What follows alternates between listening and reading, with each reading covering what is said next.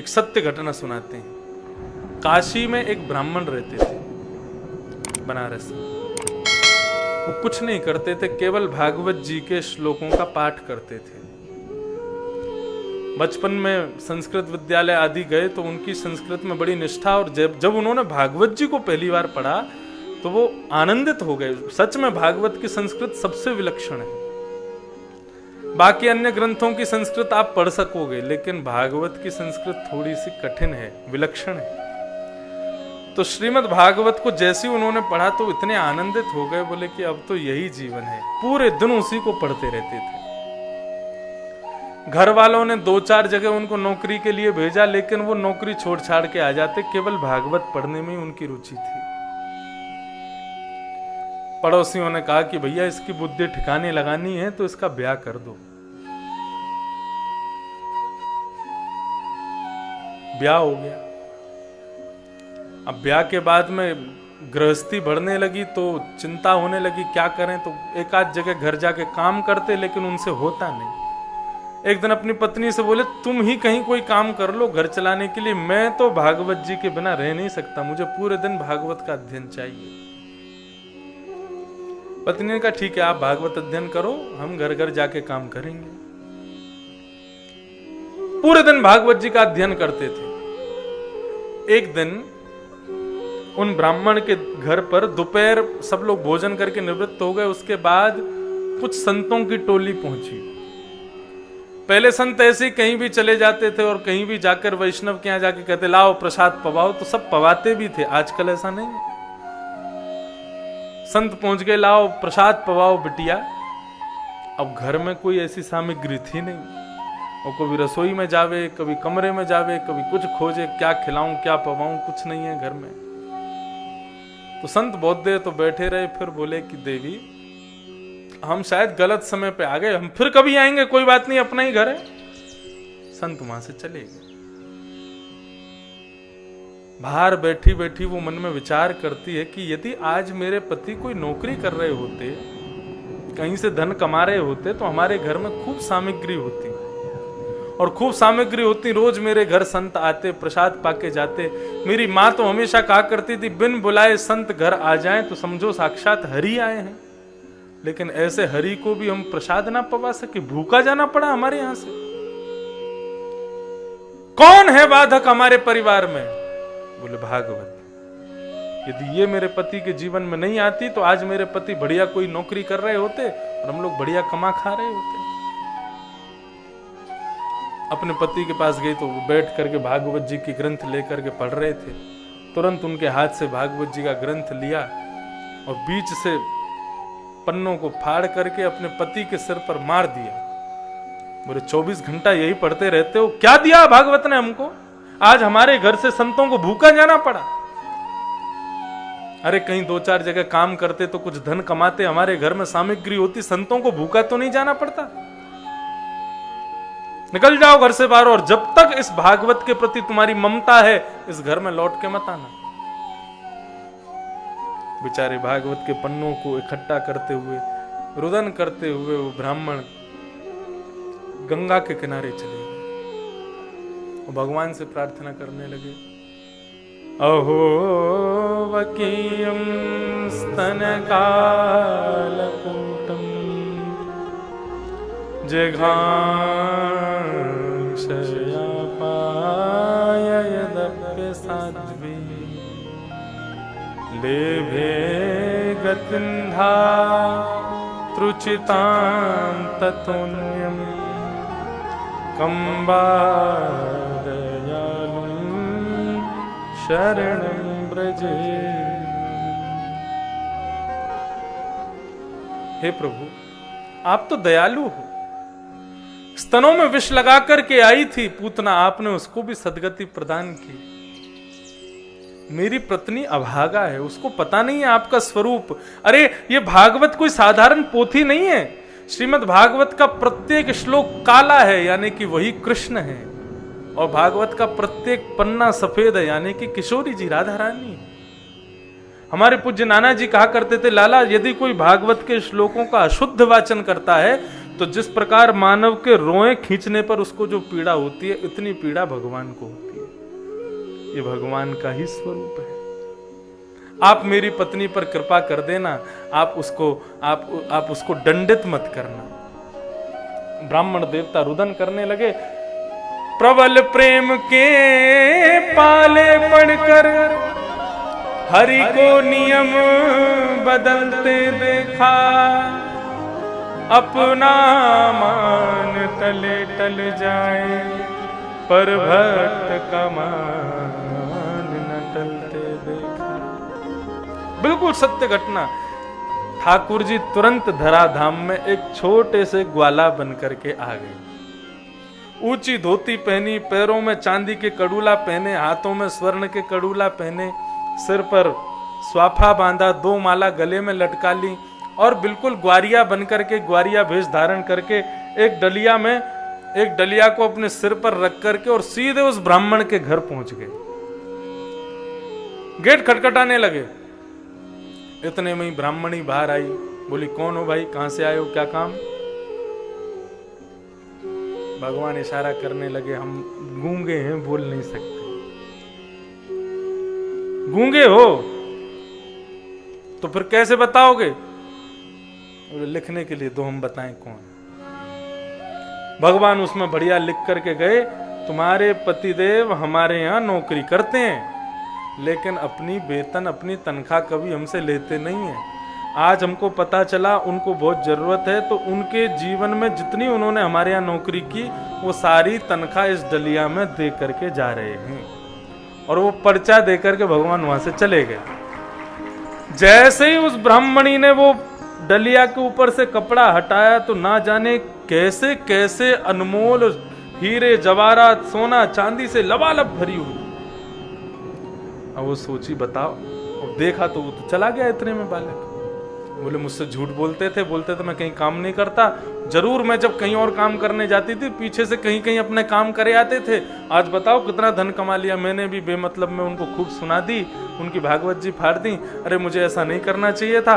कोई बात नहीं, बच्चों को भेजा, जाओ बच्चों, पिताजी को बोलाओ, घर आके शाम को भोजन कर लेंगे। शाम को महाराज जैसे ही वो घर लौट के आए, घर अलग ही चमक रहा है। तो एक बार तो वो चौंक गए, बोले ये हमारा घर नहीं है, हम शायद दूसरी गली में आ गए।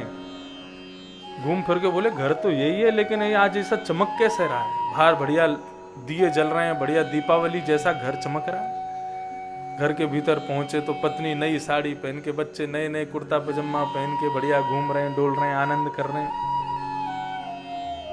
देवी क्या हुआ आज, कैसे ऐसे दिन हमारे बदल गए, ऐसे सब प्रकाश में, सब नए नए कपड़े पहन के, क्या हुआ, कैसे हुआ ये सब। तुमने सुबह पूजा की, उसी का फल है क्या ये। ऐसी पूजा का फल ये, तो रोज पूजा करवा लिया करेंगे हम अपनी। कितने बन रहे हो हमारे सामने, ऐसे कर रहे हो जैसे तुमको तो कुछ पता ही नहीं। बोले मुझे कुछ नहीं पता, सही बताओ क्या हुआ ये। हाथ पकड़ के ले गई कक्ष में, अलमारी खोल कर दिखाया तो सोने चांदी हीरे जवाहरात भरे पड़े हैं। बोले देवी कहां से लाई इतना। बोले तुम्हारा गूंगा मालिक आया था। गूंगा मालिक। बोले हाँ गूंगा मालिक आया था, और पर्चे में लिख करके दे गया, उसके यहाँ नौकरी करते हो, सारा धन दे करके गया है वो। लाओ पर्चा दिखाओ। पर्चा जैसे ही देखा, उसमें लिखा था तुम्हारे पति हमारे यहाँ काम करते हैं, कभी अपना वेतन नहीं लेते, आज उनका वेतन देने आए हैं। ये पूरा जैसे ही उन्होंने पढ़ा, ब्राह्मण के हाथ कांपने लगे। एक एक करके अक्षर इकट्ठे होते गए और भगवान की सांवरी सूरत उस पन्ने पर प्रकट हो गई। उसको देख करके आनंदित हो गए ब्राह्मण, और अपनी पत्नी को कहा, देवी जगत मजूरी देते है, क्यों राखे भगवान। मैंने आज तक श्रीमद् भागवत का पाठ उनकी प्रसन्नता के लिए किया, कभी कुछ नहीं मांगा। जब हम किसी के यहाँ काम करते हैं तो हमको वेतन मिलता है। जब हम भगवदीय कार्य उनके लिए करेंगे, पुण्य सब उनको प्रदान करेंगे, तो क्या वो हमको नहीं देंगे। आज मेरे जीवन भर की भागवत पाठ का पुण्य ठाकुर जी तुमको दे करके गए। इसीलिए भगवान कौन है, भगवान एक बैंक के जैसे हैं। अपने जीवन में जो भी सत्कार पुण्य करते हैं, सब भगवान को अर्पित किया करो। कैसे करोगे। कोई पुण्य का काम किया, तुरंत जल हाथ में लो, और फिर जल लेकर के कायेन वाचा मनसेन्द्रियैर्वा बुद्ध्यात्मना वा नुष्ट स्वभावा करोमि यत् यत् सकलम परस्मै नारायणायेति समर्पयामि। संस्कृत में नहीं बोल सको, हिंदी में बोलो। काया से, वचन से, मन से, इंद्रियों से, बुद्धि से मैंने जो कुछ भी पुण्य किया है उसका फल मैं भगवान को अर्पित करता हूं। केवल इतना करने मात्र से आपका भागवत धर्म सिद्ध हो जाएगा। हर पुण्य के बाद भगवान से मांगना ये दे दो वो तो फिर आपका वो भागवत धर्म नहीं। आप पुण्यात्मा हो लेकिन भक्त नहीं हो। भक्त अपने पास पुण्य को कभी नहीं रखता।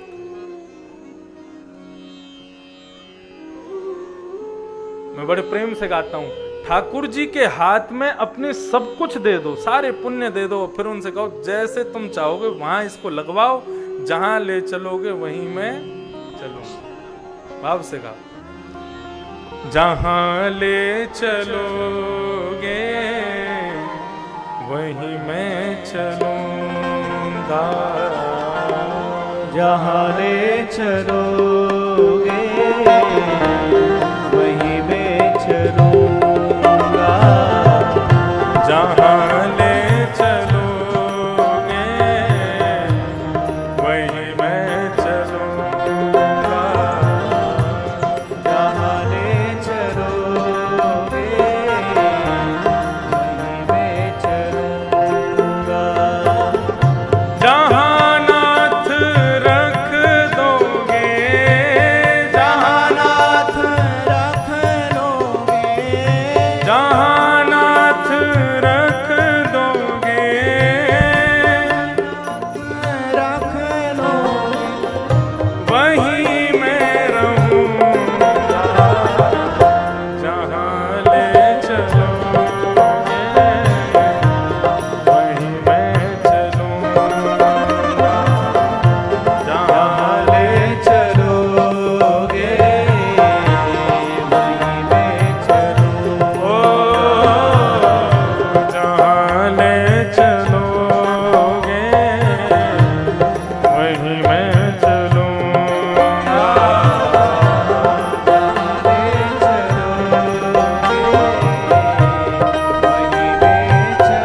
करताल बजा के गा। श्री राधा रमण लाल की।